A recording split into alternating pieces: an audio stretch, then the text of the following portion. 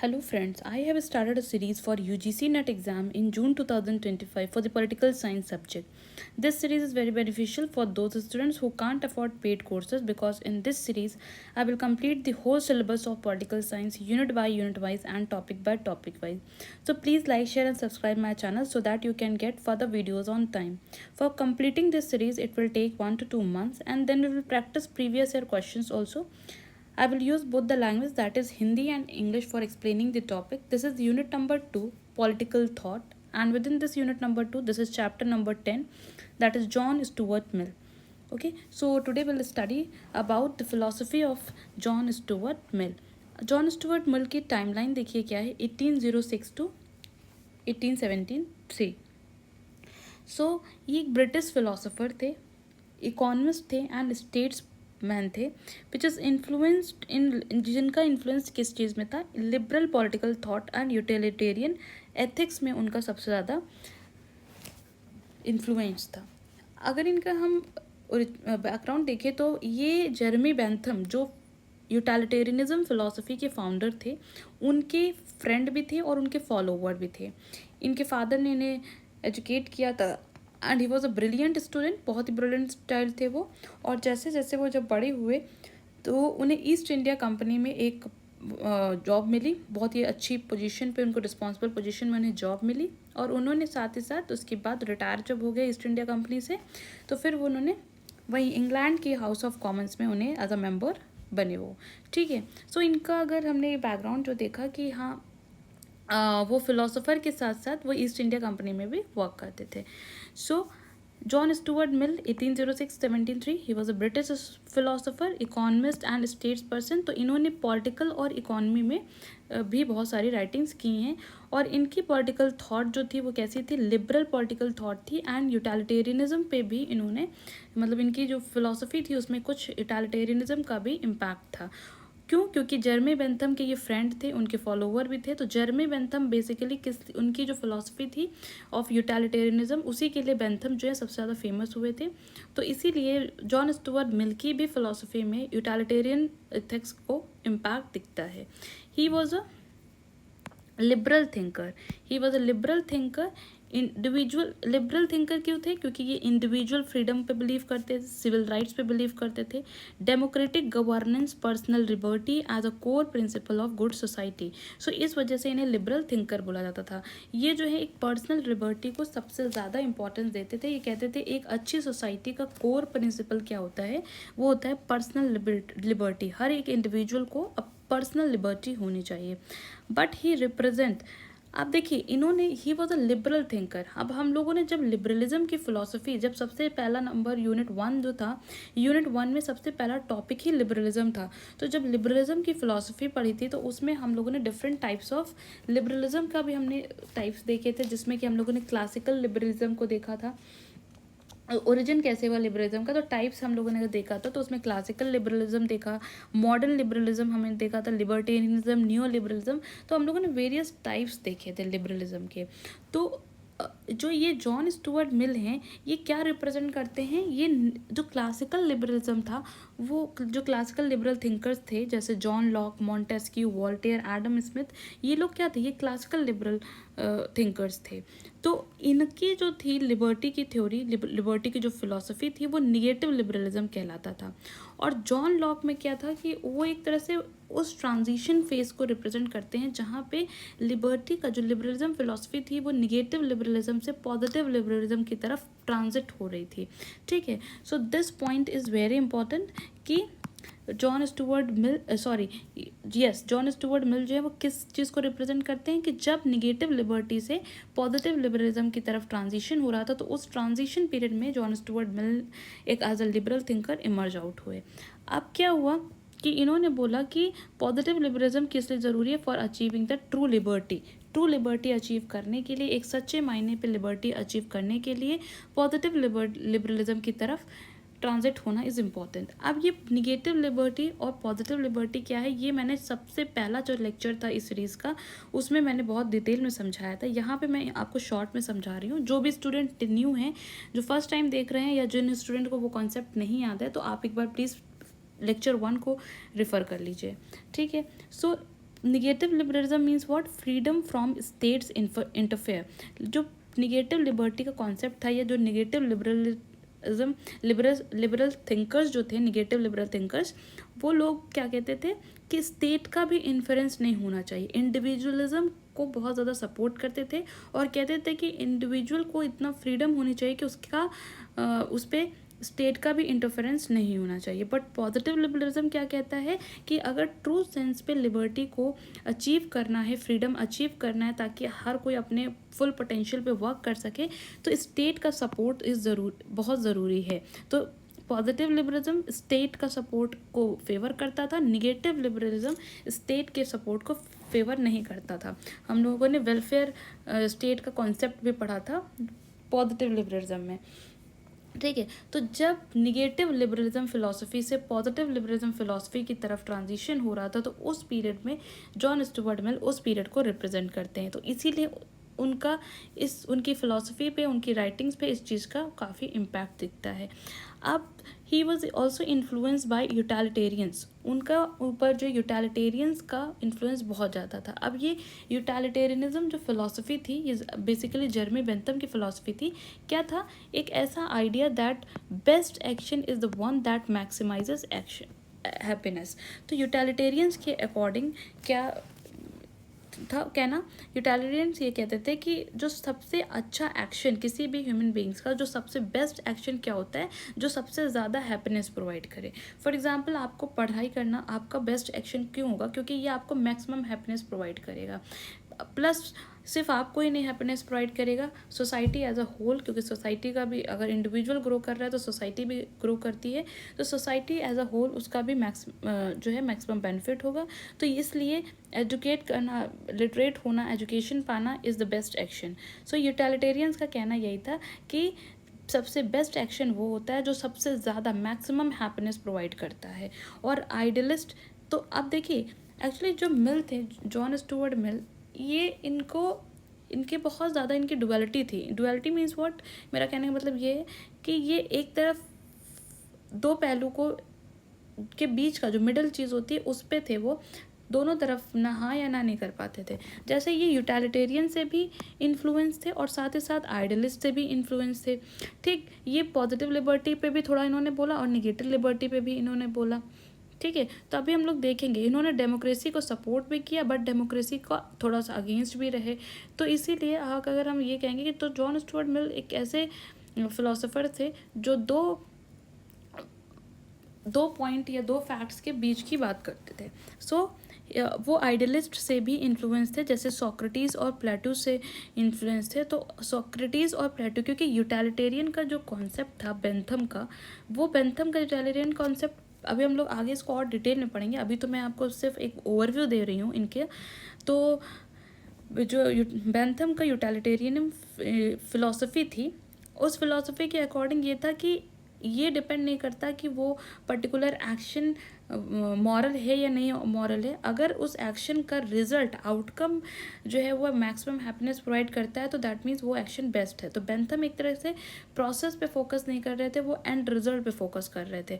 But क्योंकि John Stuart मिल पे Socrates और प्लेटो, ये आइडियलिस्ट फिलोसोफर जो थे, इनका इम्पैक्ट, इनका भी इन्फ्लुएंस था। तो इन्होंने यूटिलिटेरियनिज्म को भी फुल सपोर्ट नहीं किया। उन्होंने जो बेंथम उनके फ्रेंड थे, उनकी इस फिलोसफी को रिवाइज करके क्या बोला कि उसमें हमें वर्च्यू और जस्टिस को भी देखना ज़रूरी है। So Mill combines practical ethics with moral philosophy.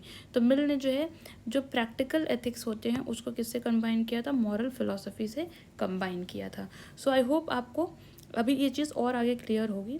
So advocate of liberty, अब मैंने आपको बताया ना कि ये लिबरल थिंकर थे, तो ये लिबर्टी को सपोर्ट करते थे। लेकिन अब देखिए, यहाँ पे भी डुअलिटी दिख रही है। एक तरह से पहले तो वो यूटिलिटेरिज्म को सपोर्ट करते थे, बट यूटिलिटेरियनिज्म फिलॉसफी को रिवाइज भी किया।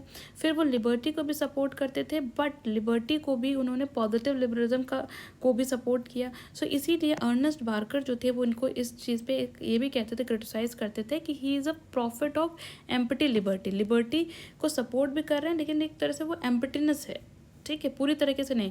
क्योंकि मिल जो है वो किस चीज़ पे फोकस करते थे? इंडिविजुअल लिबर्टी पे तो फोकस करते थे, लेकिन वो ये कहते थे कि इंडिविजुअल लिबर्टी को ट्रू सेंस में अचीव करने के लिए स्टेट की ज़रूरत है. सो ही लैक्ड सब्सटेंस और प्रैक्टिकलिटी. बहुत ही थ्योरेटिकल और आइडियलिस्टिक उनका व्यू था. सो अर्नेस्ट पाकर उनको इसीलिए क्या बोलते थे, प्रॉफिट ऑफ एम्पटी लिबर्टी. अब एक और पॉइंट देखिए, ही was also proponent of representative democracy. Means what, वो रिप्रेजेंटेटिव डेमोक्रेसी को सपोर्ट करते थे, बट उनको रिलेक्टेंट डेमोक्रेट भी कहते थे. अब वो रिलेक्टेंट डेमोक्रेट उन्हें क्यों कहा जाता था, क्योंकि वो सपोर्ट तो करते थे डेमोक्रेसी का, लेकिन वो बहुत ही कॉशियसली सपोर्ट करते थे. वो ये कहते थे कि रिप्रेजेंटेटिव डेमोक्रेसी सिर्फ उन कंट्री के लिए अच्छी है जिन कंट्री के लोग एजुकेटेड हैं और रैशनल हैं. जहाँ के लोग जो बारबेरियंस हैं उन पे, या जो अनएडुकेटेड लोग हैं, उन कंट्री पे रिप्रेजेंटेटिव डेमोक्रेसी सही नहीं है. तो that's why he was known as reluctant democrat. Means उन्होंने रिप्रेजेंटेटिव डेमोक्रेसी को सपोर्ट किया, बट कॉशियसली सपोर्ट किया, because he feared the tyranny of majority. इस पॉइंट को मैं अभी आगे और अच्छे से एक्सप्लेन करूँगी. और उनका एक ऐसा बिलीव था कि सिर्फ एजुकेटेड और रैशनल जो पीपल हैं उन वो पॉलिसी मेकिंग में उनका सपोर्ट होना चाहिए, उन्हें पार्टिसिपेट करना चाहिए. अनएडुकेटेड लोग को डिसीजन मेकिंग या पॉलिसी मेकिंग में पार्टिसिपेट नहीं करना चाहिए. तो इसीलिए जो कॉलोनीज़ थी उन वहाँ पे जो कॉलोनीज़ कंट्री थी, for example India, south Africa, तो ऐसी जगहों पे डेमोक्रेसी वर्क सही से नहीं करती है, क्योंकि वहाँ पे एक तरह से मेजॉरिटी का टायरनी हो जाता है. और मेजॉरिटी कैसी होती है, अनएडुकेटेड होती है. ठीक. सो आई होप आपको ये थोड़ा सा क्लैरिटी मिला होगा. अभी इसको हम और आगे डिटेल में देखेंगे. फिर मिल जो थे वो एक यूटिलिटेरियन भी थे, लेकिन उन्होंने बेंथम के जो यूटिलिटेरियनिज्म फिलॉसफी थी उसको रिवाइज भी किया, उसे रिफाइन भी किया.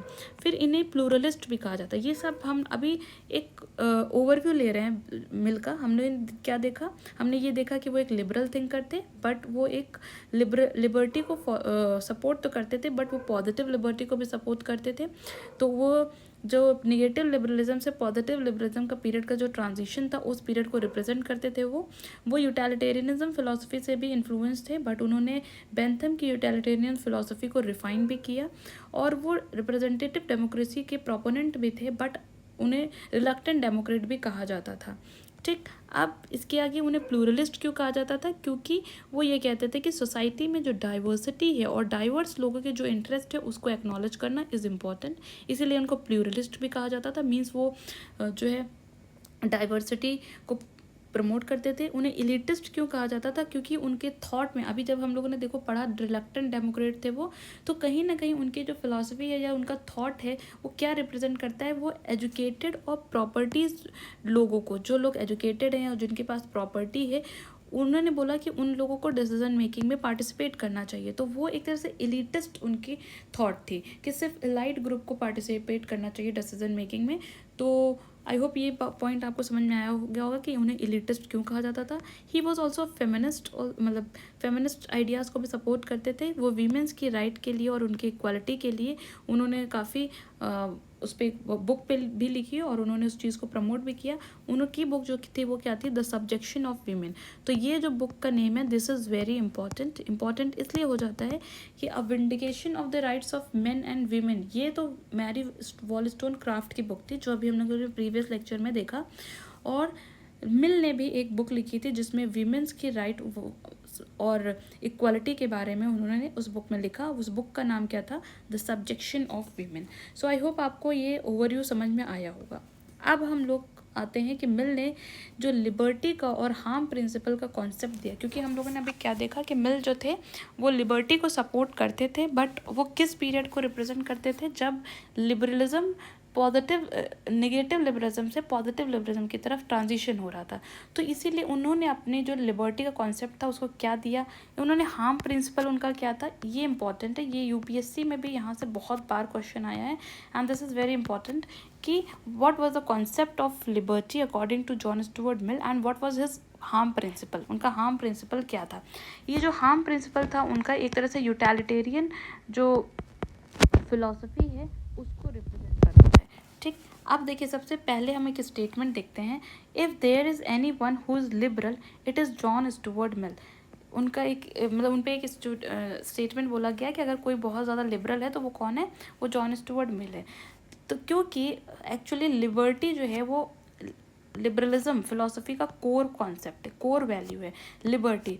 और मिल ने, जॉन स्टुअर्ट मिल ने सब फर्स्ट टाइम जो है वो बहुत ही सिस्टमैटिक व्यू से जो है लिबरल कॉन्सेप्ट को एक्सप्लेन किया और बताया। तो इसीलिए इससे पहले जो जैसे हॉब्स हैं, लॉग हैं, उन लोगों ने भी लिबर्टी के बारे में बोला, अपनी सोशल कॉन्ट्रैक्ट थ्योरी में इंडिविजुअलिज्म को उन्होंने प्रमोट किया, बट उन्होंने स्पेशली एक्सक्लूसिवली लिबर्टी पे बहुत कुछ नहीं किया। बट जॉन स्टुअर्ट मिल ने लिबर्टी पे बहुत ही सिस्टमैटिक व्यू पे उस कॉन्सेप्ट को प्रोवाइड किया, इस कॉन्सेप्ट को बताया, ठीक है। और उनकी एक पर्टिकुलर बुक ही थी ऑन लिबर्टी, उस बुक का नाम क्या था, ऑन लिबर्टी, जिसपे उन्होंने अपने लिबर्टी के कॉन्सेप्ट को बहुत ही सिस्टमैटिक वे से लिखा, ठीक है। एक और स्टेटमेंट देखिए, no state becomes great by dwarfing its own people. तो इनका एक स्टेटमेंट था कि कोई भी स्टेट या कोई भी कंट्री बहुत ही ग्रेट नहीं बन सकती अगर वो अपने ही पीपल को ड्वार्फ करे मतलब लिमिट करे, उनको एक लिमिटेशंस में रखे। अगर लिबर्टी नहीं है, जिस भी कंट्री के लोगों के पास फ्रीडम नहीं है अपने पोटेंशियल को डेवलप करने के लिए, तो वो स्टेट फ्लरिश नहीं हो सकता, वो स्टेट अपनी फुल पोटेंशियल पे डेवलप नहीं हो सकता।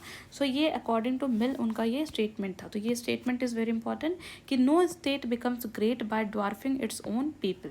अब लिबर्टी का जो कॉन्सेप्ट था, it is a condition of progress essential for full development of personality. So उन्होंने क्या बोला कि लिबर्टी एक ऐसा कंडीशन है कि जिस प्रोग्रेस का कंडीशन है, ये किसी भी पर्सनालिटी को फुल वे में डेवलप होने के लिए liberty is very important. And आप इसको अपने ऊपर भी अप्लाई करके देखिए, अगर आपको लिबर्टी नहीं है कि आप जो करना चाहते हैं अपनी लाइफ में वो करने की लिबर्टी नहीं है, बट आपके अंदर वो टैलेंट है, बट आपको वो फ्रीडम नहीं दिया जा रहा है, तो ऑब्वियस सी बात है आप फुल डेवलपमेंट आपकी पर्सनालिटी का नहीं हो सकता। तो इसी तरह कोई भी स्टेट अगर अपने ही सिटीजन्स को फुल लिबर्टी नहीं देता है, उसको लिबर्टी नहीं देता है to flourish, to realise its own full potential, तो वो स्टेट फुल डेवलपमेंट नहीं कर सकता, ठीक है। सो उन्होंने क्या बोला कि लिबर्टी मीन्स व्हाट, कि increasing there moral and mental abilities, लोगों की जो मॉरल और मेंटल एबिलिटीज़ हैं उनको इंक्रीज करने की फ्रीडम होना इज़ लिबर्टी। और साथ ही साथ उन्होंने 3 और इम्पॉर्टेंट पॉइंट बताए कि लिबर्टी या फ्रीडम मतलब क्या, कि किस तरह से लिबर्टी इंसानों को मिलनी चाहिए। तो freedom of thought and expression, ये पॉइंट यहीं से मिल का जो पॉइंट है, ये हमारे आज भी मॉडर्न टाइम्स में कॉन्स्टिट्यूशन में इस चीज़ को इंक्लूड भी किया गया है कि थॉट, सोचने का और एक्सप्रेस करने की फ्रीडम हर एक इंसान को होनी चाहिए। This is the fundamental right एक तरीके से। फ्रीडम ऑफ एक्शन, जो करना चाहे वो एक्शन होना चाहिए, और फ्रीडम ऑफ एसोसिएशन। तो ये जो 3 टाइप की फ्रीडम है उस पर जॉन स्टुअर्ट मिल ने अच्छे से एक्सप्लेन किया। अब एक और स्टेटमेंट देखिए, if all Mankind -1 were of one opinion. इस लाइन का मतलब क्या है कि मान लो 100 लोग हैं, 100 में से 99 का एक ओपिनियन है और एक इंसान ऐसा जिसका अपना अलग ओपिनियन है, तो mankind would be no more justified in silencing that one person than he if he had the power would be justified in silencing the mankind. तो कहने का मतलब थोड़ा सा घुमा के इस स्टेटमेंट को बोला है, लेकिन इस स्टेटमेंट को मैं आपको बहुत सरल शब्दों में समझाऊं तो वो ये क्या उनका कहने का मतलब है मिल का, कि मान लीजिए 100 लोग हैं जिसमें 99 लोगों का एक ओपिनियन है और एक इंसान ऐसा है जिसका बिल्कुल अलग ओपिनियन है, तो क्या वो जो मेजॉरिटी है, जो 99 लोग हैं, उस एक इंसान को चुप करा देंगे, उसको फ्रीडम नहीं देंगे ऑफ थॉट एंड एक्सप्रेशन? तो उसकी अगर इस फ्रीडम को छीन कर 99 लोग, जो मेजॉरिटी लोग हैं, उसको चुप करा देते हैं, तो फिर वो उस पर्टिकुलर इंसान के पास भी वो फिर पावर है कि वो मेजॉरिटी को चुप करा दे, ठीक है। So that one person than he if he had the power, मान लो उसको भी पावर मिल जाएगी, तो वो भी फिर ये भी जस्टिफाइड है कि वो सबको चुप करा दे। तो मतलब अगर मेजॉरिटी माइनॉरिटी को चुप करा रही है, तो मान लो अगर माइनॉरिटी को पावर मिल जाए, तो माइनॉरिटी अगर मेजॉरिटी को चुप करा दे तो ये भी जस्टिफाइड है। इस स्टेटमेंट का मतलब ये है। साथ ही साथ मिल ने क्या प्रपोज किया, he propose the concept of harm principle. Mill का सबसे जो फेमस कॉन्सेप्ट था वो कॉन्सेप्ट ऑफ हार्म प्रिंसिपल था। इसको हम लोग समझते हैं क्योंकि जब उन्होंने ये लिबर्टी के कॉन्सेप्ट को एक्सप्लेन किया तो हार्म प्रिंसिपल का कॉन्सेप्ट को यूज करके लिबर्टी को उन्होंने एक्सप्लेन किया।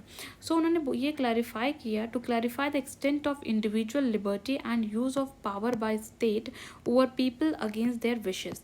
अब देखिए मैंने आपको क्या बताया कि मिल जो है वो पॉजिटिव लिबरलिज्म को सपोर्ट करते थे। अब उन्होंने एक हार्म प्रिंसिपल दिया जिसके बेसिस पे उन्होंने बताया कि किसी भी व्यक्ति को, किसी भी इंसान के पास लिबर्टी, फ्रीडम उतनी ही है जितनी, और जब तक किसी और को हार्म नहीं पहुंचता। ठीक है, तो ये जो हार्म प्रिंसिपल था, ये प्रिंसिपल किस चीज़ को एक्सप्लेन करता था कि इंडिविजुअल के पास कितनी लिबर्टी है और स्टेट के पास कितनी पावर है उसकी लिबर्टी को छीनने का। ठीक है, अब हम लोग, आई होप आपको ये चीज़ समझ में आई होगी। अब हम लोग ह्यूमन एक्शंस को, उन्होंने, मिल ने जो है ह्यूमन एक्शंस को दो तरह से क्लासिफाई किया। उन्होंने बोला किसी भी इंसान के दो तरह के एक्शन होते हैं, एक तो सेल्फ रिगार्डिंग एक्शंस होता है और दूसरा जो है वो अदर रिगार्डिंग एक्शन होता है। ठीक है, तो ये सेल्फ रिगार्डिंग एक्शन क्या होता है? Self regarding action means people should have absolute liberty in all those activities which have implications to their own life. Self regarding action मतलब कि पीपल के पास उन सारे एक्शंस के ऊपर लिबर्टी होती है जिसका इम्प्लीकेशन, मतलब जिसका इम्पैक्ट, जिसका पॉजिटिव इम्पैक्ट हो चाहे नेगेटिव इम्पैक्ट हो, वो सिर्फ मुझ पे पड़े। मान लो सपोज मैं जो है कुछ, मेरे को आज स्कूल जाने का मन नहीं है, ठीक, तो अगर मेरे को स्कूल जाने का मन नहीं है, इस चीज़ का इम्पैक्ट सिर्फ मेरे पे पड़ रहा है, किसी अदर पे इसका कोई हार्म नहीं पहुंच रहा है सच, तो मीन्स ये सेल्फ रिगार्डिंग एक्शन है, क्योंकि इसका जो भी इम्प्लीकेशन होगा, मान लो मेरा स्कूल में आज काम छूटेगा, मेरी एब्सेंट लगेगी, तो इसका जो इम्प्लीकेशन है वो सिर्फ मुझ पे पड़ेगा। तो ये क्या कहलाता है? ये सेल्फ रिगार्डिंग एक्शन है। तो ये जो सेल्फ रिगार्डिंग एक्शंस होते हैं, इस पे इंसान के पास एब्सोल्यूट लिबर्टी होती है, वो अपने हिसाब से कर सकता है। एक स्टेटमेंट भी बहुत इंपॉर्टेंट था, over himself, over his own body and mind, the individual is sovereign. तो मिल ने इस स्टेटमेंट को बोला, और इस स्टेटमेंट से मिल क्या कहना चाहते थे कि ओवर हिमसेल्फ मतलब इंसान का अपने ऊपर और अपनी बॉडी और अपने माइंड के ऊपर इंसान का पूरा हक होता है, वो अल्टीमेट अथॉरिटी खुद वो इंसान होता है। ठीक है, so self regarding action, I hope जो मिल ने बताया उस समझ में आया। फिर उन्होंने दूसरा टाइप का एक्शन क्लासिफाई किया। उन्होंने बोला कि कुछ एक्शन ऐसे होते हैं जो अदर रिगार्डिंग एक्शंस होते हैं। Other regarding action means what, कि liberty of action of a person can be constrained against his wish by government. यहाँ पे उन्होंने गवर्नमेंट यूज़ किया, only if they have some implication on the life and liberty of others। तो कहने का मतलब ये था, अदर रिगार्डिंग एक्शन क्या होते हैं कि ऐसे एक्शन जो, जिसका इम्पैक्ट अगर किसी दूसरे पे भी पड़े, मान लीजिए जिसका इम्पैक्ट जो है निगेटिवली किसी दूसरे पे पड़े, तो वहाँ पे गवर्नमेंट का रोल है, वहाँ पे गवर्नमेंट अपना रोल ये प्ले कर सकती है कि उसको उस टाइप के एक्शन को करने से रोके, ताकि किसी और की लाइफ और लिबर्टी में उसका इम्प्लीकेशन निगेटिव ना पड़ सके। तो in short, actions which harms others are not a matter of individual liberty. तो मिल ने क्या बोला कि ऐसे एक्शंस जो दूसरों को हार्म पहुंचाए, उन एक्शंस को स्टेट रोक सकता है, उन एक्शन को गवर्नमेंट जो है वो रोक सकता है, क्योंकि ये इंडिविजुअल लिबर्टी का कॉन्सेप्ट नहीं। फॉर एग्जांपल, अब देखिए क्या है कि मान लीजिए बस में, ये मेरी इच्छा है कि मुझे, मान लो कोई व्यक्ति है, उसकी इच्छा है कि उसे सिगरेट पीना है, बट सिर्फ सिगरेट, अगर वो किसी पब्लिक प्लेस पे सिगरेट पीता है, तो उसका जो ये एक्शन है वो सिर्फ उसको हार्म नहीं पहुंचा रहा है, वो साथ ही साथ उसके आसपास जो लोग उस जो स्मोक है, जो भी उस स्मोक को इनहेल कर रहे हैं, उन सबको भी कहीं ना कहीं नुकसान पहुंच रहा है। तो ये जो सिगरेट पीना, ये सेल्फ रिगार्डिंग एक्शन नहीं है, क्योंकि इसका जो इम्प्लीकेशन होगा वो सिर्फ उस व्यक्ति पे नहीं पड़ रहा है, वो अदर भी लोगों को हार्म पहुंचा रहा है, तो ये अदर रिगार्डिंग एक्शन हो गया। तो ऐसे एक्शन पे इसीलिए देखिए जो जॉन स्टुअर्ट मिल की फ़िलॉसफी थी, आज के टाइम पे कितनी अप्लाई हो रही है। इसीलिए पब्लिक प्लेसेस में कहते हैं कि धूम्रपान मना है, और सब जगह ऐसे बोर्ड्स लगे रहते हैं, इनसाइड मेट्रो के अंदर, हर एक पब्लिक प्लेस पे ये होता है कि आप सिगरेट नहीं पी सकते, क्योंकि ये सेल्फ रिगार्डिंग एक्शन नहीं है, ये अदर रिगार्डिंग एक्शन है, क्योंकि ये दूसरों को भी हार्म पहुँचा रहा है। तो अगर ये कोई भी आप किसी भी इंडिविजुअल का एक्शन दूसरों को अगर हार्म पहुँचाता है, तो फिर ऐसे एक्शन पे स्टेट जो है, जो गवर्नमेंट है, वो एक्शन ले सकती है और उस पर्टिकुलर इंडिविजुअल की लिबर्टी को छीन सकती है। सो आई होप आपको इस एग्जाम्पल से ये सेल्फ रिगार्डिंग एक्शन और अदर रिगार्डिंग एक्शन जो मिल ने क्लासीफाई किया, ये आपको समझ में आए होंगे। ठीक है, तो due to division of human action, जिस तरह से मिल ने ह्यूमन एक्शन को डिवाइड किया सेल्फ रिगार्डिंग एक्शंस में और अदर रिगार्डिंग एक्शंस में, तो इसी वजह से अर्नेस्ट बार्कर ने इनको क्या बोला कि जो मिल है he was a profit of empty liberty. इन्होंने इंडिविजुअल को लिबर्टी की बात तो की, लेकिन फुल लिबर्टी नहीं दिया, कुछ लिबर्टी उन्होंने स्टेट के हाथ पे सौंप दी, ठीक। And a scholar of abstract individualism, मतलब वो इंडिविजुअलिज्म को तो प्रमोट करते हैं बट बहुत ही अब्स्ट्रैक्ट इंडिविजुअलिज्म को प्रमोट करते हैं। लेकिन कहीं ना कहीं मिल ने जो ये पॉइंट बोला, जो लिबर्टी पे इन्होंने ये पॉइंट बोला, कहीं ना कहीं ये सही भी है। आपका इंसान को उतना ही फ्रीडम है, मिलनी चाहिए, अगर वो सोसाइटी समाज में रह रहा है तो उतने ही उसके पास, मान लीजिए आपको ये फ्रीडम मिल जाए कि ठीक है आप पेड़ काट सकते हैं, ठीक। अब हर एक इंसान ये सोचने लग जाए कि जो पेड़ मैंने लगाया वो तो मैं काट सकता हूँ, तो ये कहीं ना कहीं ओवरऑल नेचर को हार्म करेगा। सो इसलिए कुछ एक्शंस ऐसे होते हैं इंसान पे जिस पे उस पर उसकी लिबर्टी पे उसको रोकना ज़रूरी पड़ता है, ठीक। सो आई होप आपको ये जो लिबर्टी का कॉन्सेप्ट मिल का था और कैसे ह्यूमन एक्शन को उन्होंने दो एक्शंस में क्लासिफाई किया और हार्म प्रिंसिपल के थ्रू उन्होंने बताया। हार्म प्रिंसिपल मतलब यही कि ऐसे एक्शन जो अदर रिगार्डिंग एक्शंस होते हैं जो दूसरों को हार्म पहुंचाते हैं, उन पर्टिकुलर एक्शन में स्टेट का पास पावर होती है कि पीपल के विश के अगेंस्ट, उसकी जो इच्छा है उसके अगेंस्ट जाकर भी उसकी लिबर्टी को रोक सके ताकि दूसरों को हार्म ना पहुंच सके। तो यही मिल का हार्म प्रिंसिपल का कॉन्सेप्ट था। सो आई होप आपको ये चीज़ अच्छे से समझ में आई होगी। अब हम लोग जब स्टार्टिंग में देख रहे थे, जब ओवरव्यू देख रहे थे मिल का, तो हम लोगों ने ये देखा था कि यूटिलिटी जो जेरेमी बेंथम जो यूटिलिटेरिज्म के फाउंडर थे, वो मिल के फ्रेंड भी थे, ठीक है, और फॉलोवर भी थे, मिल उनको फॉलो भी करते थे। तो ऑब्वियस सी बात है कि यूटिलिटेरिज्म की फ़िलॉसफी का इम्पैक्ट मिल पर बहुत पड़ा होगा और मिल की फ़िलॉसफी पे भी उस चीज़ की झलक दिखती है। लेकिन फिर भी उन्होंने यूटिलिटेरिज्म फ़िलॉसफी को रिवाइज़ किया, रिफ़ाइन किया। क्यों रिवाइज़ और रिफ़ाइन किया? क्योंकि वो कहीं ना कहीं जो आइडियलिस्ट थिंकर थे जैसे सोक्रेटिस एंड प्लेटो, उनसे भी काफ़ी इन्फ्लुएंस थे। इसीलिए उन्होंने जेरेमी बेंथम के यूटिलिटेरिज्म फ़िलॉसफी को रिफ़ाइन किया। अब देखिए, हम लोग समझते हैं पहले कि यूटिलिटेरिज्म फ़िलॉसफी क्या है, तभी तो हम समझेंगे कि क्या रिफ़ाइन उन्होंने किया और उनका रिफाइनमेंट करना सही था कि नहीं सही था। So utilitarianism is a dominant philosophy in Britain. Britain में ये फिलोसफी बहुत ही डोमिनेंट थी। यूटिलिटेरियन एथिक्स के according man should do what gives him pleasure and avoid what gives him pain. तो यूटिलिटेरिज्म फिलोसफी का के अकॉर्डिंग क्या है? यूटिलिटेरिज्म फिलोसफी ये कहती है कि इंसान को वही चीज़ें करनी चाहिए जो उसे प्लेजर दे, बहुत खुशी दे, और वो सारी चीज़ों को अवॉइड करनी चाहिए जो उसे पेन दे। तो what brings you pleasure and pains determines what is right and bad. मान लीजिए आपको, या यूटिलिटेरिज्म ने क्या बोला कि जो एक्शन या जो कुछ करने से आपको अगर बहुत खुशी मिलती है, प्लेजर मिलता है, तो मीन्स वो चीज़ सही है और आपको करना चाहिए। और जिस चीज़ से आपको पेन पहुँचे, जिस एक्शन से आपको दुख पहुँचे, पेन हो, तो वो एक्शन गलत है, उन एक्शन को नहीं करना चाहिए। लेकिन अब एक चीज़, इस चीज़ का मैं एग्जाम्पल देती हूँ।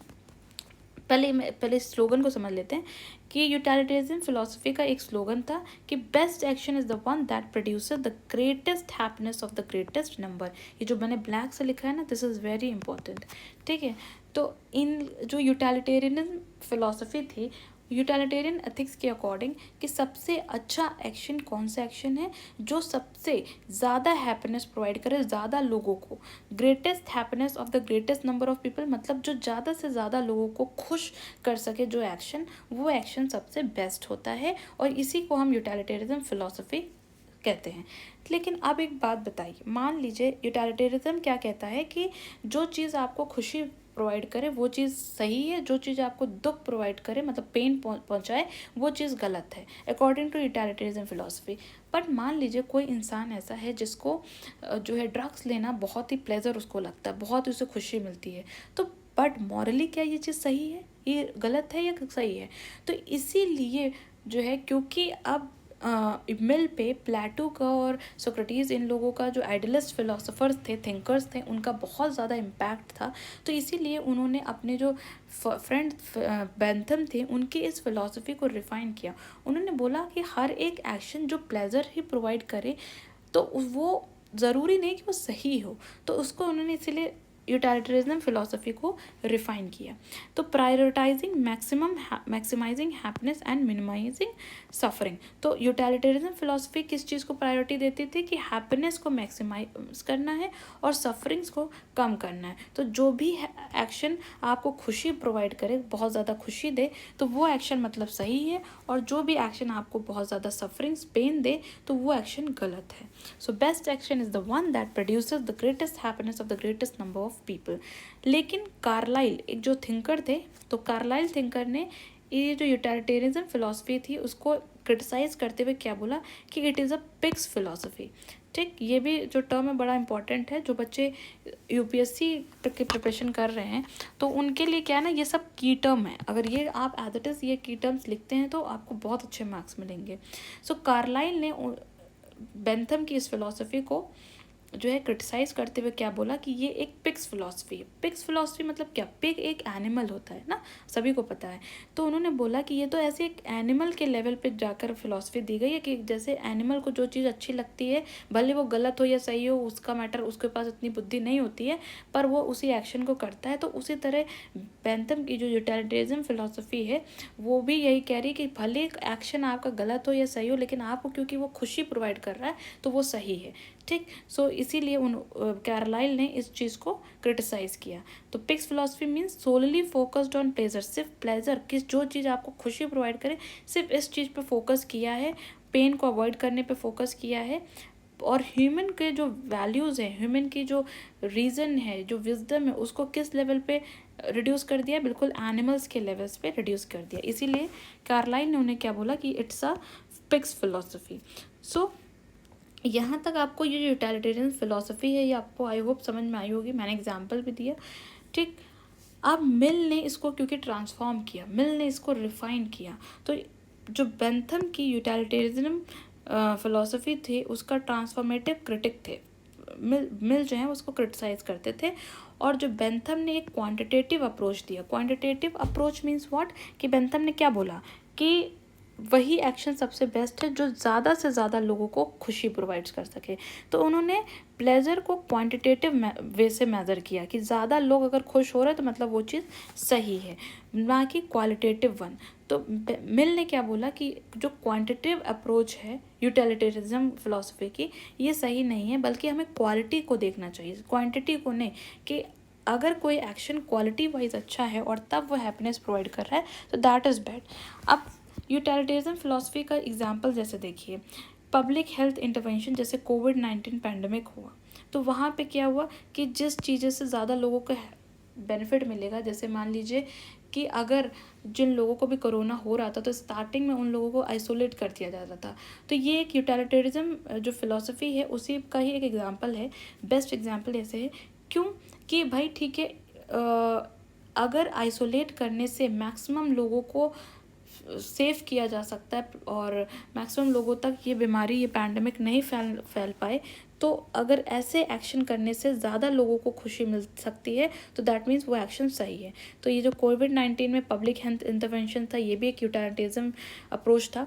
इन्वायरमेंटल पॉलिसीज़ भी ऐसी होती है, जैसे कि बहुत सी, जैसे रिन्यूएबल एनर्जी पे अगर हम जो फोकस कर रहे हैं तो रिन्यूएबल एनर्जी पे फोकस करना, कोल को रिप्लेस करके क्यों, ताकि नेचर जो है उसको प्रिजर्व किया जा सके और ज़्यादा से ज़्यादा ह्यूमन काइंड जो है उसको बेनिफिट मिल सके और हार्म ना पहुँचे। तो इन्वायरमेंटल पॉलिसीज़ हैं।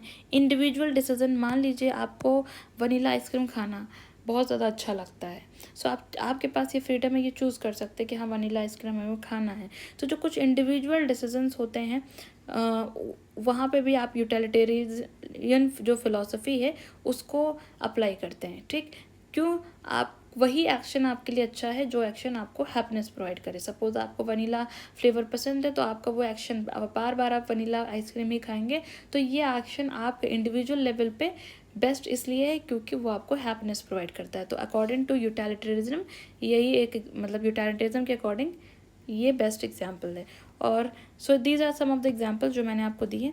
सो if a rule causes more harm than good, मान लीजिए कोई ऐसा एक नियम है, एक और एग्जाम्पल की तरह से समझने की कोशिश कीजिए कि ये यूटिलिटेरिज्म फिलोसफी क्या थी, और उसके कुछ एग्जाम्पल्स और देखिए कि if a rule causes more harm than good a utilitarian might justify breaking the rule to achieve greater good.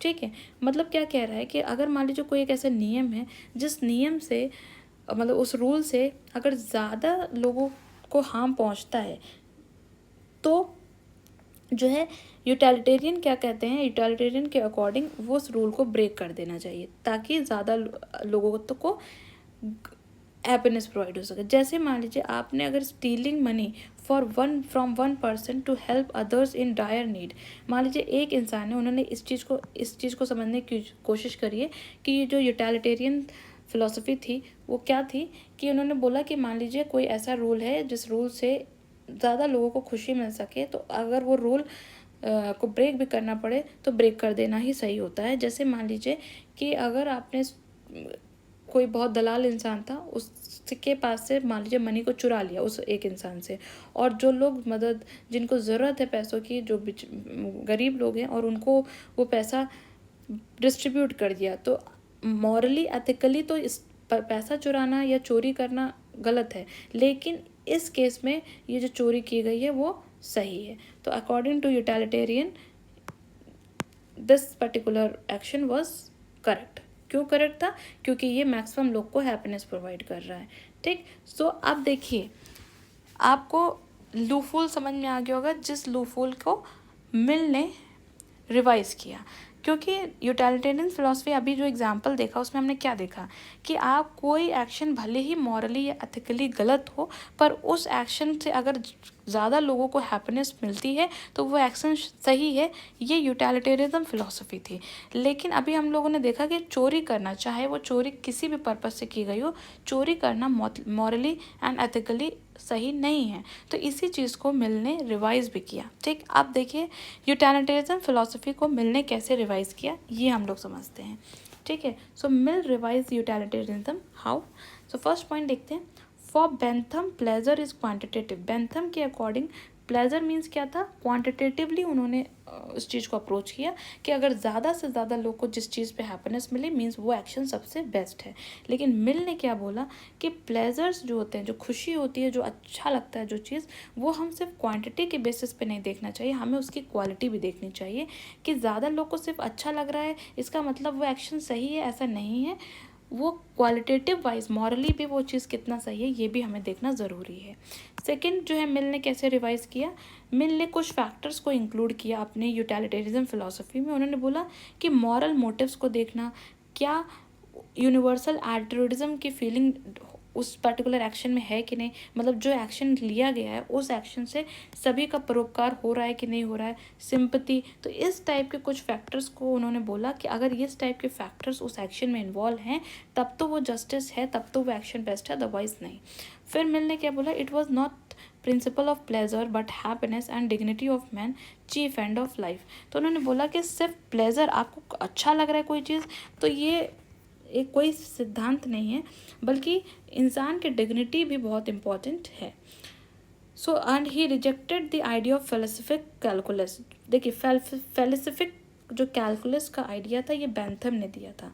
Bentham ने एक एल्गोरिथम बताया था कि प्लेजर को कैसे कैलकुलेट करते हैं, तो वो जो एल्गोरिथम था उस एल्गोरिथम का क्या नाम था, फेलिसिफिक कैलकुलस। तो मिल ने उनके इस फेलिसिफिक कैलकुलस के आइडिया को भी रिजेक्ट किया। अब एक स्टेटमेंट देखिए क्या है कि it is better to be human being dissatisfied than a pig satisfied. It is better to be Socrates dissatisfied a fool satisfied. So ये जो स्टेटमेंट है, ये स्टेटमेंट यूपीएससी में यहाँ से बहुत बार क्वेश्चन आया हुआ है and this statement is very important. So this statement is given by Mill. तो इस स्टेटमेंट का मतलब क्या हुआ, फिर से इस स्टेटमेंट को मैं रीड करती हूँ। It is better to be human being dissatisfied than a pig satisfied. Pig कौन हुआ, एनिमल और ह्यूमन बीइंग। तो उन्होंने बोला कि ह्यूमन बीइंग अगर किसी मतलब जिस चीज़ से डिससेटिस्फाइड हो रहे हैं, तो वो फिर भी वो डिससेटिस्फैक्शन बहुत बेटर है बल्कि एक पिग सेटिस्फाइड हो। मतलब जो जिसके पास बुद्धि नहीं है वो उसको सेटिस्फाई करने के लिए अगर कोई एक्शन लिया जा रहा है तो वो सही नहीं है। It is better to be Socrates dissatisfied a fool satisfied. ठीक है, तो उन्होंने बोला अब इसका मतलब देखिए क्या कि some pleasures are more valuable than others, कुछ ऐसे प्लेजर्स होते हैं जो ज़्यादा वैल्यूएबल होते हैं। तो he believe that pursuing higher order pleasures like intellectual curiosity and moral growth is better than simply seeking basic satisfaction. तो मिल ने क्या बोला कि कुछ ऐसे प्लेजर होते हैं जो इनका बहुत ही हायर ऑर्डर प्लेजर होते हैं, जैसे कि इंटेलेक्चुअल क्यूरियोसिटी। आप किसी इंटेलेक्चुअल, अगर आपको बहुत क्यूरियोसिटी है और उस चीज़ के लिए आप एक्शन ले रहे हैं और रिसर्च कर रहे हैं, या आपके मॉरल ग्रोथ हो रही है, तो उस टाइप के एक्शंस या उस टाइप के प्लेजर्स बहुत ज़्यादा अच्छे हाई ऑर्डर प्लेजर्स होते हैं, ना कि बल्कि आपको सिर्फ एक बेसिक सेटिस्फैक्शन मिल रही है। इस पर्टिकुलर सेंटेंस को मैं अगर एग्जाम्पल के थ्रू समझाऊँ, मान लीजिए आपको मेडिटेशन करना, ये एक एक्शन है। तो मेडिटेशन करने से आपकी जो मॉरल ग्रोथ हो रही है, स्पिरिचुअल ग्रोथ हो रही है, मॉरल नहीं स्पिरिचुअल ग्रोथ हो रही है, तो ये एक हायर ऑर्डर ऑफ प्लेजर है। आपको मेडिटेशन करने से अगर प्लेजर मिल रहा है क्योंकि आपकी स्पिरिचुअल ग्रोथ हो रही है, तो ये एक्शन बेस्ट है क्योंकि ये एक हायर ऑर्डर का प्लेजर है, ना कि अगर मान लीजिए सिंपली एक सेटिस्फैक्शन, मान लो आपको जो है स्मोकिंग करने से प्लेजर मिल रहा है, तो ये एक लोअर ऑर्डर प्लेजर है। और तो लोअर ऑर्डर प्लेजर जो होते हैं ये वैल्यूएबल नहीं होते हैं। मिल ने उस चीज़ को ऐसे समझाया। तो इस स्टेटमेंट को भी समझिए, यही था कि it is better to be human being dissatisfied. तो ऐसे एक्शन जो प्लेजर सिर्फ दे रहे हैं लेकिन वो क्वालिटी वाइज अच्छे नहीं हैं, तो इससे बेटर है कि वो एक्शन ना किया जाए, ह्यूमन बीइंग डिससेटिस्फाइड रहे, वो ज़्यादा अच्छा है, ना कि एक एनिमल की तरह सेटिस्फैक्शन आपको मिल जाए कि हाँ ठीक है भाई, मुझे स्मोक करने से बहुत प्लेजर मिल रहा है तो मैं ये एक्शन करूँगा।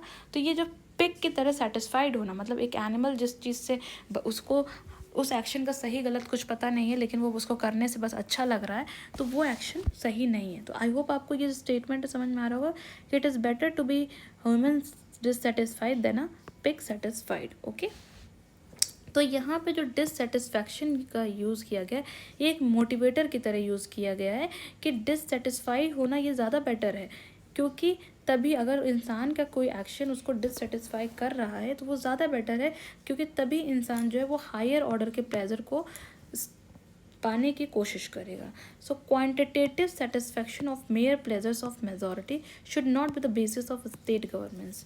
तो इन्होंने क्या बोला, मिल ने ये चीज़ बोली कि स्टेट को, मतलब स्टेट गवर्नेंस में सिर्फ इस टाइप के कि क्वांटिटी को देखना कि ज़्यादा से ज़्यादा लोग उस चीज़ से खुश हो रहे हैं, तो इस टाइप का एक्शन सोल बेसिस नहीं होना चाहिए गवर्नेंस का, बल्कि state should always work for creating qualitatively a better life for their citizen. बल्कि स्टेट को किस चीज़ के लिए वर्क करना चाहिए कि हर एक ऐसी लाइफ दे मिल सके कि क्वालिटेटिव इम्प्रूवमेंट हो, क्वालिटी में इम्प्रूवमेंट हो, ना कि क्वांटिटी में। सो आई होप आपको ये चीज़ समझ में आई होगी कि कैसे मिल के ने यूटिलिटेरिज्म फिलॉसफी को रिवाइज किया ना। अब हम लोग पढ़ते हैं कि हमने अभी ऊपर जब ओवरव्यू समझा रहे थे तो वहाँ मैंने आपको ये भी बताया कि स्टुअर्ट जो मिल थे वो एज अ फेमिनिस्ट भी थे, तो उन्होंने फेमिनिस्ट के सपोर्ट में क्या बताया वो हम लोग समझने की कोशिश करते हैं। ठीक है, so he was champion of individual liberty and earliest advocates of women's rights. ये लिबर्टी को भी सपोर्ट करते थे और वीमेंस के अधिकारों को भी सपोर्ट करते थे। उन्होंने बोला कि स्लेवरी चाहे वो किसी भी तरह की हो, उसे पूरी तरीके से क्या कर देना चाहिए, एबॉलिश कर देना चाहिए। और जो वीमेन की स्लेवरी है, मतलब वीमेन भी तो एक तरह से स्लेव्स की तरह उनको मेन यूज़ करते हैं और अपनी डिज़ायर्स को फुलफ़िल करते हैं थ्रू वीमेन। तो ये जो स्लेवरी ऑफ वीमेन है ये सबसे बुरी स्लेवरी है और ये एक यूनिवर्सल फिनोमेना है। ये सब जगह वीमेन चाहे किसी भी कंट्री या किसी भी स्टेट में हो, through out the world women जो हैं वो एज अ स्लेव्स ही हैं और उनके अधिकारों को उतना इम्पोर्टेंस नहीं दिया जाता है। तो ये स्लेवरी ऑफ वीमेन है, ये एक यूनिवर्सल फिनोमेना है जो कि सही नहीं है और इसीलिए इस पर कुछ एक्शंस लेने ज़रूरी है। वीमेंस को एज अ सब्जेक्ट यूज़ किया जाता है, उन्हें इंस्लेव किया जाता है, और इसी वजह से उनकी सिचुएशन बिल्कुल जो स्लेव्स एक्चुअल स्लेव्स होते हैं उनसे भी बुरी सिचुएशन होती है वीमेन की। सो स्टुअर्ट मिल ने देखिए फेमिनिस्ट के सपोर्ट में कितना कुछ लिखा, और उनकी बुक भी थी, मैंने आपको बताया था। So chronic state of bribery and intimidation combined, ये एक पॉइंट बोला। जेंडर इक्वालिटी, उन्होंने बोला कि जेंडर इक्वालिटी एक लीगल राइट होना चाहिए, जेंडर इक्वालिटी मिलनी चाहिए, और ये लॉज के थ्रू इम्प्लीमेंट भी करना चाहिए। लीगल राइट मीन्स इसको लॉज के थ्रू इम्प्लीमेंट भी करना चाहिए जेंडर इक्वालिटी को। And he was advocate of women's participation in the public spheres, तो उन्होंने बोला वीमेंस को जो है पब्लिक स्फेयर्स में भी पार्टिसिपेट करना चाहिए। ठीक, means what public sphere means जो पॉलिटिकल डिसीजन मेकिंग होती है उसमें भी वीमेंस का पार्टिसिपेशन होना चाहिए। इसीलिए उन्होंने राइट टू वोट का जो मतलब वोट करने का अधिकार है, जो सफ्रेज है, उसको वीमेंस को भी दिया। सो उनकी जो बुक थी प्रिंसिपल्स ऑफ पॉलिटिकल इकोनॉमी, इस बुक में इन्होंने वीमेन के फेवर पे क्या बोला कि वीमेंस को भी, क्योंकि वीमेन को थ्रू आउट वर्ल्ड देखा गया है कि उनको कम पे किया जाता है एज़ कम्पेयर टू मैन, तो वीमेन को भी इक्वल पेमेंट देनी चाहिए। इक्वालिटी की बात किया, क्योंकि और उन्होंने बोला कि वीमेन को पे जो किया जाता है, मान लीजिए वो कोई भी सर्विस कर रही हैं, कोई जॉब कर रही हैं, तो वहाँ पे अगर वही जॉब मेन करता है तो उससे ज़्यादा पेमेंट मिलती है एज़ कम्पेयर टू वीमेन। तो क्यों? ये इसलिए नहीं कि उनके में कोई इन्फीरियॉरिटी है या वीमेन इनकेपेबल हैं, बस सिर्फ इसलिए क्योंकि सोसाइटी का ये प्रेजुडिस है, मतलब सोसाइटी की ये थिंकिंग है कि नहीं वीमेन को कम पेमेंट करना है क्योंकि वो इंटेलेक्चुअली इतनी स्ट्रांग नहीं होती हैं एज़ कम्पेयर टू मैन। सो उन्होंने इस चीज़ को, इस पर्टिकुलर पॉइंट को अपनी इस book principles of political economy में हाईलाइट किया। फिर इनकी एक बुक थी जो रिप्रेजेंटेटिव गवर्नमेंट, उन्होंने उसमें भी उन्होंने फीमेल के फेवर में बात किया। उन्होंने बोला कि जो जेंडर डिफरेंसेस होते हैं ये could not be the basis of political right, जो जेंडर के मतलब मैन और वीमेन में जो डिफ्रेंशिएशन किया जाता है, उन्हें इनइक्वालिटी जो है, ये पॉलिटिकल राइट्स का बेसिस नहीं होना चाहिए। बायोलॉजिकल डिफरेंस को हमें लॉजिकली ये नहीं जस्टिफाई कर देना चाहिए कि वीमेन को पूरी तरीके से एक्सक्लूड करना है पब्लिक अफेयर्स में। मतलब उनका कहने का मतलब ये था कि बायोलॉजिकल डिफरेंस अलग चीज़ है, बट उस डिफरेंस का इम्पैक्ट पॉलिटिकल राइट्स में नहीं पड़ना चाहिए। तो राइट टू वोट जो है वो वीमेन को भी मिलना चाहिए जैसे कि मेन को मिलता है। और अगर वीमेन की पोजीशन में इम्प्रूवमेंट होगी तो ये सिर्फ वीमेन के लिए अच्छा नहीं है, बल्कि ये इंटायर ह्यूमन मैनकाइंड के लिए एज अ होल पूरी सोसाइटी के लिए एक ये अच्छा होगा अगर वीमेन की स्टेटस, वीमेन की पोजीशन में इम्प्रूवमेंट होती है। सो आई होप आपको ये चीज़ समझ में आ रही होगी। अब उन्होंने उनकी एक और बुक थी, देखिए 3 बुक मैंने अभी बताई important, principles of political economy, representative government and the subjection of women. ये तो इम्पॉर्टेंट है, यहाँ से क्वेश्चन भी आता है। इस पर्टिकुलर बुक में इन्होंने 3 एरियाज़, किन 3 एरियाज़ पे वीमेन को इक्वल स्टेटस मिलना चाहिए, तो उन्होंने ये 3 एरियाज़ बताएं कि वीमेन को राइट टू वोट मिलना चाहिए, वीमेन को एजुकेशन में भी इक्वल अपॉर्चुनिटीज़ मिलनी चाहिए, और एम्प्लॉयमेंट में भी वीमेन को इक्वल अपॉर्चुनिटीज़ मिलनी चाहिए। तो इस बुक में द सब्जेक्शन ऑफ वीमेन में, इस पर्टिकुलर बुक में मिलने बहुत ही बखूबी इस चीज़ को बताया कि किन किन एरियाज़ में वीमेन को इक्वल स्टेटस मिलना चाहिए। सो आई होप आपको मिल का जो ये व्यू था या मिल एज अ फेमिनिस्ट कैसे थे ये चीज़ अच्छे से समझ में आई होगी। अब हम लोग पढ़ते हैं रिप्रेजेंटेटिव गवर्नमेंट। मैंने आपको स्टार्टिंग में बताया था ना कि मिल जो है वो रिप्रेजेंटेटिव गवर्नमेंट या रिप्रेजेंटेटिव डेमोक्रेसी को सपोर्ट करते थे, ठीक है। सो कंसिडरेशन ऑन रिप्रेजेंटेटिव गवर्नमेंट, ये एक बुक का नेम है, इसको देख लीजिए, 1861 में लिखी गई थी। ये बुक्स वगैरह इंपॉर्टेंट होती हैं बिकॉज बुक्स एंड ऑथर्स का बहुत सारे क्वेश्चन आते हैं। आप जो प्रीवियस ईयर क्वेश्चन को देखेंगे यूजीसी के, तो वहाँ पर आप देखेंगे कि इस टाइप के क्वेश्चन तो आते ही आते हैं, 15-20 क्वेश्चन तो बस यही होते हैं बुक्स एंड ऑथर वाले। सो इन्होंने जो है रिप्रेजेंटेटिव गवर्नमेंट को सपोर्ट किया। इन्होंने बोला जो रिप्रेजेंटेटिव गवर्नमेंट है, मतलब जैसे कि इंडिया में भी क्या है, रिप्रेजेंटेटिव गवर्नमेंट है ना, सारे लोग, डायरेक्ट डेमोक्रेसी नहीं है, इनडायरेक्ट डेमोक्रेसी है, और इनडायरेक्ट डेमोक्रेसी में थ्रू रिप्रेजेंटेटिव जो है पब्लिक पीपल की डिमांड्स को फुलफिल किया जाता है। तो उन्होंने बोला जो रिप्रेजेंटेटिव गवर्नमेंट है वो बेस्ट प्रैक्टिकेबल फॉर्म है, मतलब प्रैक्टिकल वे में रिप्रेजेंटेटिव गवर्नमेंट ही सबसे बेस्ट फॉर्म ऑफ गवर्नमेंट है, क्योंकि ये हमेशा लोगों के इंटरेस्ट पे वर्क करती है और ये इंडिविजुअल लिबर्टी के प्रिंसिपल को भी सपोर्ट करती है और स्किल डेवलपमेंट को भी रिप्रेजेंटेटिव गवर्नमेंट सपोर्ट करती है। उन्होंने गवर्नमेंट का फंक्शन क्या बताया कि गवर्नमेंट का फंक्शन है कि मॉरल और मेंटल डेवलपमेंट हो सके उनके नागरिकों की, उन्हें इस टाइप का सिचुएशन प्रोवाइड करना चाहिए ताकि सभी इंडिविजुअल के मॉरल और मेंटल डेवलपमेंट हो सके अच्छे से। अब ये तो समझ में आ गया कि मिल जो थे वो रिप्रेजेंटेटिव गवर्नमेंट या रिप्रेजेंटेटिव डेमोक्रेसी को सपोर्ट करते थे, but he was also a reluctant Democrat, वो एक रिलक्टेंट डेमोक्रेट भी थे। ये बात किसने बोली? CL वेपर ने, ठीक है। तो CL वेपर ने क्या बोला कि वो एक रिलक्टेंट डेमोक्रेट थे। क्यों? क्योंकि because mill is afraid of introducing democracy in colonised countries like India. उन्होंने, क्योंकि मैंने आपको अभी स्टार्टिंग में भी ये बात बताया था कि उन्हें रिलक्टेंट डेमोक्रेट क्यों कहा जाता था, कि वो डेमोक्रेसी को तो सपोर्ट करते थे, पर वो ये कहते थे कि जो कॉलोनाइज्ड कंट्रीज़ हैं of Asia and Africa and Latin America, तो ऐसी जो कॉलोनाइज्ड कंट्री हैं वहाँ पे डेमोक्रेसी को इंट्रोड्यूस करने में उन्हें थोड़ी घबराहट थी। उन्हें, वो नहीं चाहते थे कि कॉलोनाइज्ड कंट्री में डेमोक्रेसी आए, क्योंकि फॉर एग्जांपल इंडिया, क्योंकि वहाँ के लोग जो होते हैं वो बहुत ज़्यादा वेल एजुकेटेड नहीं होते हैं, सिविलाइज्ड नहीं होते हैं। तो अगर उनके हाथ में पावर दे दी जाएगी कि वो अपने हिसाब से अपना रिप्रेजेंटेटिव चुने, तो वो एक सही रिप्रेजेंटेटिव नहीं चुन सकते, और कहीं ना कहीं मेजॉरिटी जो अनएजुकेटेड और अनसिविलाइज्ड है उसकी टायरनी हो जाएगी। मीन्स वो लोग टायरेंट हो जाएंगे, वो लोग का, अनएजुकेटेड लोग का पावर रूलिंग होने लगेगी। सो आई होप आपको ये बात समझ में आई होगी। तो उन्होंने बोला, उन्होंने बेनेवोलेंट डेस्पोटिज्म का कॉन्सेप्ट दिया। This concept is very important, ठीक है। यहाँ से भी कई बार क्वेश्चन आता है कि what is the concept of benevolent despotism. मतलब despotism means what? Authority, absolute power, arbitrary, ठीक है। और ये जो अथॉरिटी है वो कैसी हो, लेकिन बेनेवोलेंट, एब्सोल्यूट पावर कैसी हो? बेनेवोलेंट हो। बेनेवोलेंट मीन्स थोड़ी सी परोपकारी, थोड़ी सी काइंड, फेयर, ठीक। तो benevolent despotism means it is a system of government where the ruler has absolute power.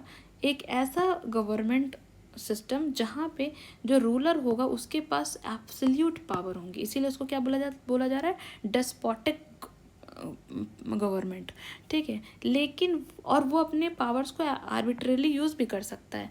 लेकिन बेनेवोलेंट वर्ड का आप देखिए, यहाँ से समझने की कोशिश कीजिए। डेस्पोटिज्म मीन्स तो आपको समझ में आ गया होगा कि ऐसा form of government, system of government जहाँ पे रूलर के पास एब्सोल्यूट पावर है और वो अपनी पावर को आर्बिट्रेरली कैसे भी यूज़ कर सकता है। लेकिन अगर वो रूलर काइंड है, फेयर है, और उसको इस चीज़ की डिज़ायर है कि वो अपने सब्जेक्ट्स को, जो मतलब उसके जिसके ऊपर भी वो रूल कर रहा है, उसके साथ जस्टिस करे, उसे एक अच्छी रूलिंग प्रोवाइड करे, तो इसलिए रूलर अगर काइंड है, फेयर है और उसको पास डिज़ायर है टू डू गुड, तो ऐसा ही गवर्नमेंट होनी चाहिए इन कंट्रीज़ में, कॉलोनाइज्ड कंट्री में। सो this is the concept of benevolent despotism. तो उन्होंने बोला कि ये जो बेनेवोलेंट डिस्पोटिज्म है, this is best for barbarians और द कॉलोनाइज्ड कंट्रीज़।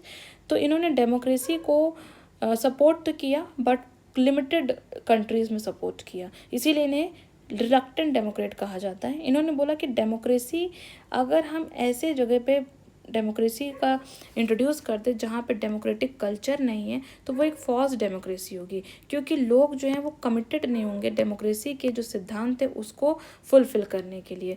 और डेमोक्रेसी कोई फ्री गिफ्ट नहीं है जो सबको बांटना है कि हाँ इस कंट्री में भी डेमोक्रेसी उस कंट्री में मतलब अपने आप धीरे धीरे ग्रो करे और अपने आप उस कंट्री में इंट्रोड्यूस हो जब इन लोगों के अंदर डेमोक्रेटिक कल्चर डेवलप हो जाए। सो आई होप आपको ये जो बेनेवोलेंट डिस्पोटिज्म और रिलक्टेंट डेमोक्रेट और ये सारे कॉन्सेप्ट अच्छे से समझ में आए होंगे। अब इन्होंने कुछ रिफॉर्म्स भी सजेस्ट किए। कौन कौन से रिफॉर्म्स सजेस्ट किए? इन्होंने बोला कि वेटेड वोटिंग होनी चाहिए। तो मीन्स व्हाट कि डेमोक्रेसी जहाँ जहाँ भी है वहाँ पे वोटिंग कैसी होनी चाहिए? वेटेड होनी चाहिए। वेटेड वोटिंग मीन्स व्हाट कि हर एक जो नागरिक जो एलिजिबल हैं उन सबको एक वोट तो मिले ही मिले, लेकिन जो लोग एजुकेटेड हैं और जिनके पास प्रॉपर्टी है उनको एक वोट से ज़्यादा वोट करने का अधिकार हो, ठीक। So this is called weighted voting. तो वेट किसके अकॉर्डिंग हो गया? According to education and property. Second उन्होंने रिफॉर्म क्या बताया कि प्लूरल वोटिंग होनी चाहिए, मतलब कि जो भी इंसान है वो उसके पास वोटिंग करने का अधिकार है एक से ज़्यादा कॉन्स्टिट्यूएंसी में, और जिसके पास भी जिस पर्टिकुलर स्टेट में प्रॉपर्टी हो। अब प्लूरल वोटिंग मतलब मैं एग्जांपल अगर अभी आपके हिसाब से दूँ तो जैसे मान लीजिए कोई इंसान है, मान लीजिए मैं हूँ, मेरे पास लखनऊ में भी प्रॉपर्टी हो, मेरे पास जयपुर में भी प्रॉपर्टी हो, दिल्ली में भी प्रॉपर्टी हो, ठीक है, कोलकाता में भी प्रॉपर्टी हो, तो जहाँ जहाँ मेरी प्रॉपर्टी हो जिस भी स्टेट में, उन सभी स्टेट में मेरे पास 4 बार डिफरेंट डिफरेंट कॉन्स्टिट्यूएंसी से मैं वोट कर सकती हूँ। सो मिल ने इस प्लूरल वोटिंग को भी बताया, सब इस ये रिफॉर्म सजेस्ट किए। थर्ड रिफॉर्म, पहला तो उन्होंने वेटेड वोटिंग बताया, सेकेंड उन्होंने प्लूरल वोटिंग बताया, थर्ड रिफॉर्म उन्होंने क्या बताया, प्रोपोर्शनल रिप्रेजेंटेशन। उन्होंने बोला कि मेजोरिटेरियन मॉडल की जगह रिप्रेजेंटेशन कहना कैसा होना चाहिए, प्रोपोर्शनल होना चाहिए। फोर्थ इन्होंने रिफॉर्म क्या बताया कि जो अपर हाउस है, जैसे कि इंडिया में अपर एंड लोअर हाउस, क्या अपर हाउस है राज्यसभा, और राज्यसभा के लोग जो हैं वो पब्लिक नहीं चूज़ करती है, ठीक है, उनका इंडायरेक्ट इलेक्शन होता है। तो उन्होंने बोला जो अपर हाउस है उसको ज़्यादा पावर देनी चाहिए, क्योंकि अपर हाउस का लोग जो हैं वो लोग नहीं चुनते हैं। तो अगर ऐसी कंट्री जहाँ के लोग एजुकेटेड नहीं हैं, तो लोकसभा जो होती है, लोअर हाउस होती है, उसमें तो लोग, that is called house of Commons, तो वहाँ पे तो कॉमन इंसान उस वहाँ के मेंबर्स को चूज़ करता है। तो वो हो सकता हो क्योंकि वो अनएडुकेटेड है तो वो सही से वो मेंबर ना चूज़ कर सके, इसलिए राज्यसभा जो अपर हाउस होती है उसको ज़्यादा पावर देनी चाहिए। फिर उन्होंने फिफ्थ रिफॉर्म क्या बताया कि ओपन बैलेट होने चाहिए दैन सीक्रेट बैलेट। तो जैसे अभी के टाइम पे हमारे इंडिया में क्या है, सीक्रेट बैलेट का कॉन्सेप्ट है ना, लेकिन उन्होंने मिल ने ओपन बैलेट का कॉन्सेप्ट सजेस्ट किया, क्योंकि उन्होंने बोला कि ओपन बैलेट होगा मतलब ओपनली कौन किसको क्या वोट दे रहा है ये पता चलेगा, तो इससे ये समझ में आएगा कि अनएडुकेटेड और एडुकेटेड लोगों की वोटिंग में क्या डिफरेंस है, और इसीलिए कहाँ पे डेमोक्रेसी होनी चाहिए। और उन्होंने वीमेंस को भी राइट टू वोट दिया, ये तो सबसे इम्पॉर्टेंट पॉइंट था। So these are the reforms which were being suggested by John Stuart Mill, ठीक है। सो आई होप आपको ये जो रिप्रेजेंटेटिव डेमोक्रेट गवर्नमेंट से रिलेटेड जो भी पॉइंट्स थे ये आपको समझ में आए होंगे। अब हम लोग पढ़ेंगे जॉन स्टुअर्ट मिल की कुछ इम्पॉर्टेंट बुक्स जो क्रोनोलॉजिकल ऑर्डर में। तो सबसे पहली जो बुक इम्पॉर्टेंट है मिल की वो क्या है, अ सिस्टम ऑफ लॉजिक, जिसे उन्होंने 1843 में लिखा। 1806 टू 1873 मिल का टाइमलाइन था। फिर उनकी जो सेकंड इम्पॉर्टेंट बुक थी वो प्रिंसिपल्स ऑफ पॉलिटिकल इकोनॉमी, ये मैंने आपको ऑलरेडी आपको ऊपर भी बताया था यहाँ पे जब मैं आपको पढ़ा रही थी कि ये देखिए यहाँ पे लिखा था ना प्रिंसिपल्स ऑफ पॉलिटिकल इकोनॉमी, जिसमें वीमेन को बताया गया था कि वीमेन को भी ज़्यादा पेमेंट मतलब इक्वल पेमेंट मिलना चाहिए, उनको कम पेमेंट मिलती है, उनको कम सैलरी मिलती है एज़ कम्पेयर टू मैन। तो ये जो प्रिंसिपल्स ऑफ पॉलिटिकल इकोनॉमी थी वो उनकी सेकेंड बुक थी। फिर थर्ड बुक उनकी लिबर्टी पे, ऑन लिबर्टी, और ये तो सबसे इम्पॉर्टेंट बुक है क्योंकि इसी बुक में उन्होंने लिबर्टी का कॉन्सेप्ट दिया, इसी बुक में उन्होंने निगेटिव लिबर्टी से पॉजिटिव लिबर्टी की तरफ शिफ्ट कैसे करना है, हार्म प्रिंसिपल, ये सब उन्होंने इस बुक में लिखा। सो ऑन लिबर्टी ये सबसे इम्पॉर्टेंट बुक है उनकी। और फिर उसके बाद consideration of representative government. Representative government अभी मैंने आपको ऊपर जस्ट पढ़ाया कि रिप्रेजेंटेटिव गवर्नमेंट पे मिल का क्या व्यू था, तो ये पर्टिकुलर बुक उन्होंने फिर 1861 में लिखी। फिर यूटिलिटेरियनिज्म, और सबसे लास्ट में उन्होंने जो बुक लिखी वो द सब्जेक्शन ऑफ वीमेन। सो ये सारी बुक्स का क्या कंटेंट था वो भी मैंने आपको समझा दिया। सो this is all about John Stuart mills philosophy. I hope आपको ये अच्छा समझ में आया होगा। So please like share and subscribe this channel, और जो भी स्टूडेंट न्यू हैं प्लीज़ वो उस चैनल को ज़रूर सब्सक्राइब करें, दूसरों को शेयर करें, एंड प्लीज़ कमेंट करें, because your comment are only the source of motivation for me to continue this series.